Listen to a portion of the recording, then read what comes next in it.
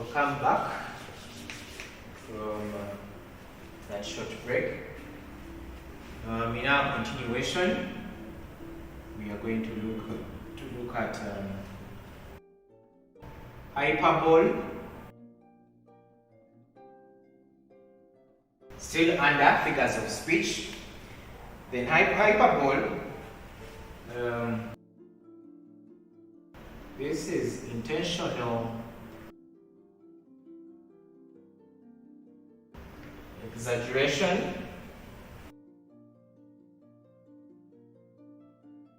for emphasis or comic effect, or comic effect. Hyperbole, in other words, we can call hyperbole as exaggeration.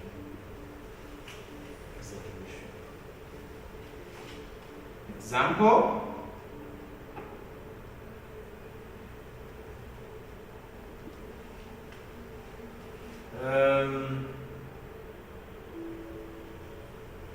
there is enough food. There is enough food in the cupboard.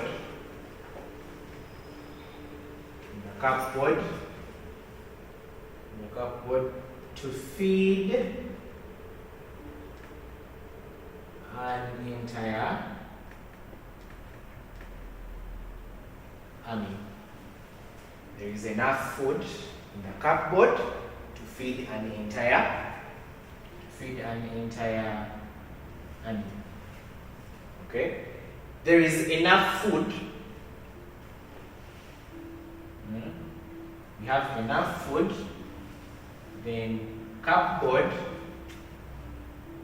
Then feed an entire army. Where do we get the exaggeration from here? Oh, the hyperbole. There is enough food in the cupboard, yes. But that food in the cupboard, is it enough to feed the entire army? Okay? What food can be kept in a cupboard that is enough for an entire army? An entire army can be over 1,000 human beings. So what food can be kept in a cupboard, if you know the size of a cupboard? Okay? Yes, we have accepted there is enough food in the cupboard. Where does exaggeration come from? Here, to feed an entire army. So this person is exaggerating that there is enough food in the cupboard. To what extent, or to how much is in the cupboard? The food that is in the cupboard is enough. In fact, it is plenty to feed an entire army. So this statement here is the hyperbole. Exaggerating what? The food in the cupboard. So the above statement emphasizes that there is enough food for everyone. Okay? There is enough food for everyone.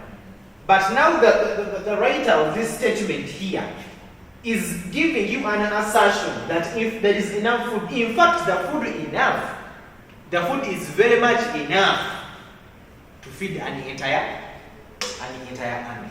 So that is exaggeration. Okay? That is exaggeration. What is the effect? Emphasis. So the effectiveness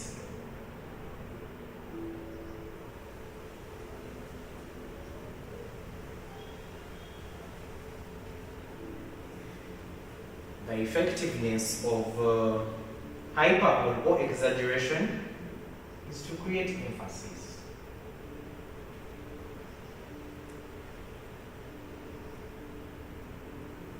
Emphasis on a point. Which emphasis are we talking in this statement here? What emphasis and where there is the emphasis being the emphasis is being put on enough food in the cupboard. Okay? Enough food on. So that is hyperbole. 5. Understatement.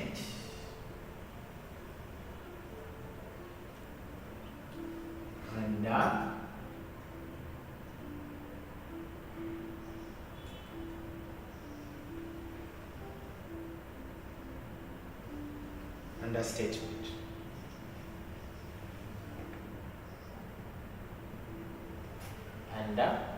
Understatement. This is a statement uttered out or used in poetry, but does not clearly bring out the exact picture or brings out a lesser meaning of what is expected. Okay? Understatement does not bring out a clear picture. Does not bring out a clear picture. Does not bring out a clear picture of what is being said. Okay? For example, someone can say, example, the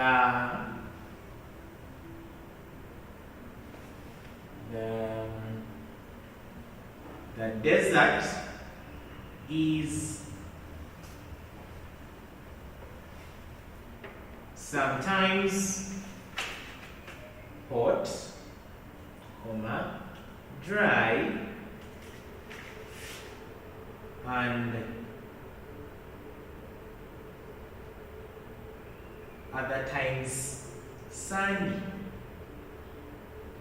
Okay? The desert is sometimes hot, dry, and other times sunny. But to be realistic, when has the desert never been hot, dry, or sunny? Okay? Where does the understatement come from? When someone says sometimes, when has it ever rained in a desert? Okay? When has it ever been cold in a desert? Okay? When has it ever been muddy in a desert?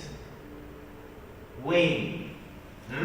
So when someone says that desert is sometimes, this is an understatement. Understatement.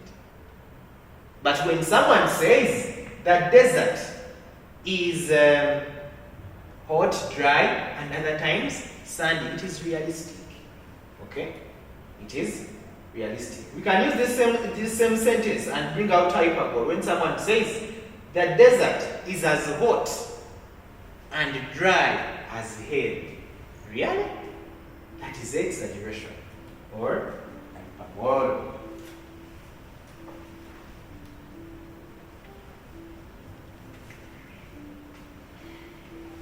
Number 6.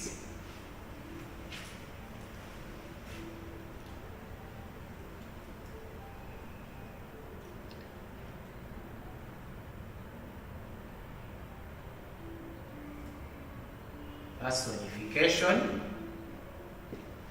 Personification is a poetic device.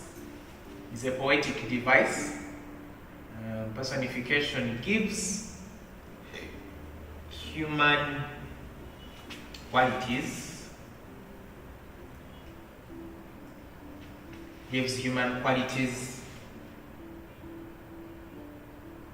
To objects,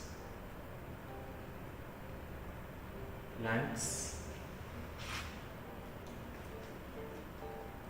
animals. In other words, abstract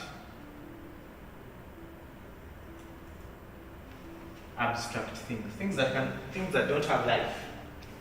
Okay? Abstract things, okay? Give human qualities to abstract things generally. Okay? Abstract things. Let us take an example of these two lines from the poem from James Stephen, and the title of this poem is The Wind. The Wind.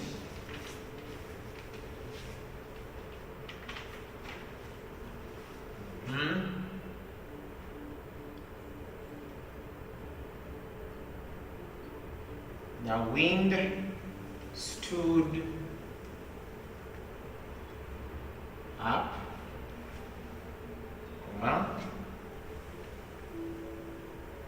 and gave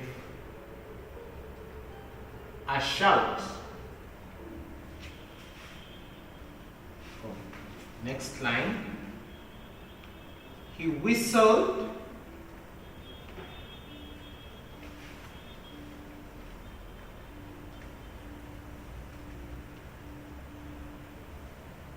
his fingers, and this comes from these two lines come from a poem by James Stephen. You can go and look out for it and read the whole poem and appreciate the personification in that. That poem. Now, where the human quality, we are talking about, this poem is about the wind. The poet says, all of the speaking voice in this in here says, the wind stood up. The wind stood. The wind stood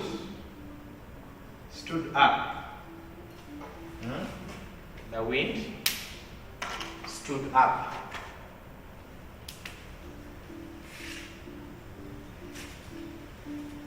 And gave a shout.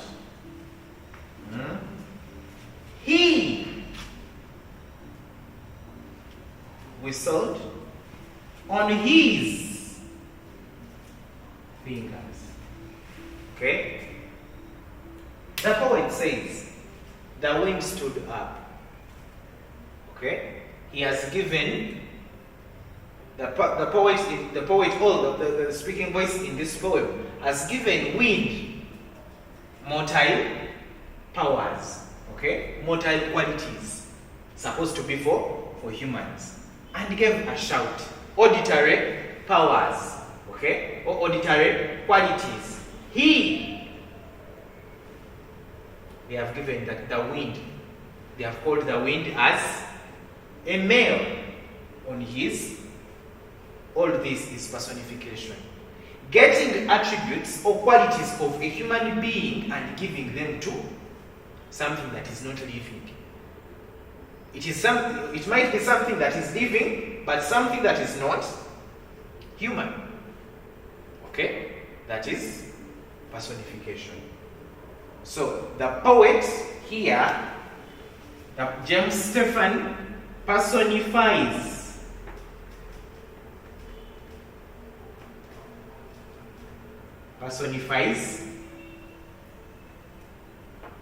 the wind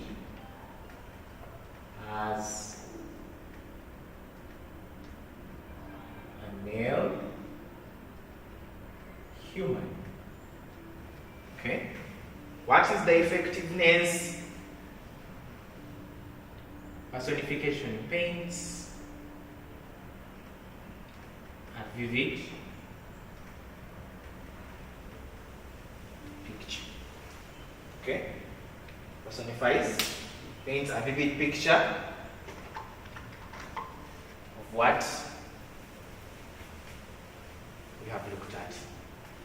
So, we have looked at hyperbole, we have looked at understatement, we have looked at personification. Okay? Still in line with figures of speech. I told you at the end, when they talk about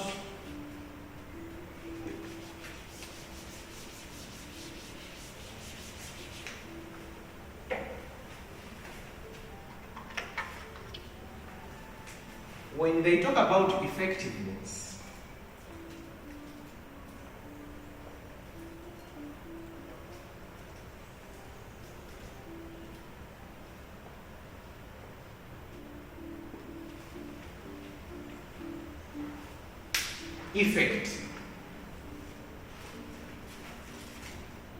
effectiveness comes from the intention of the poet.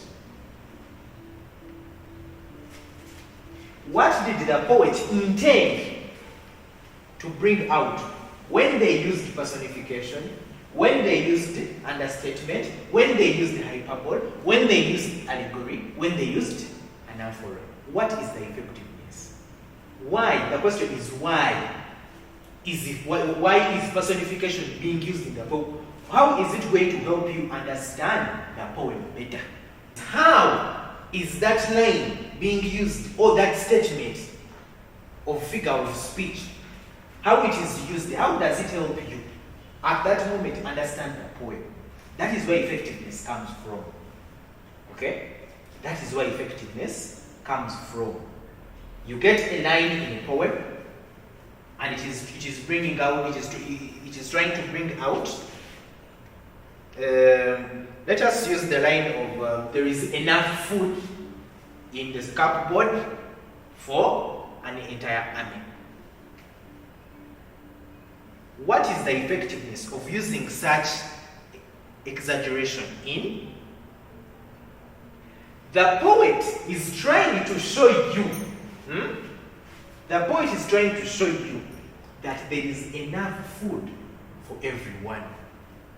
That is now the effectiveness. We do not, when you're dealing with effectiveness, we don't want you to come and tell us the general effectiveness of hyperbole. Like, for example, hyperbole is exaggeration is for emphasis.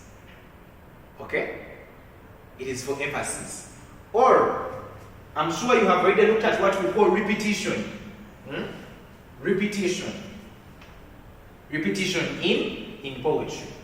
Yes, we know repetition is for music. It can be for musicality in a poem. But when a poet constantly repeats something,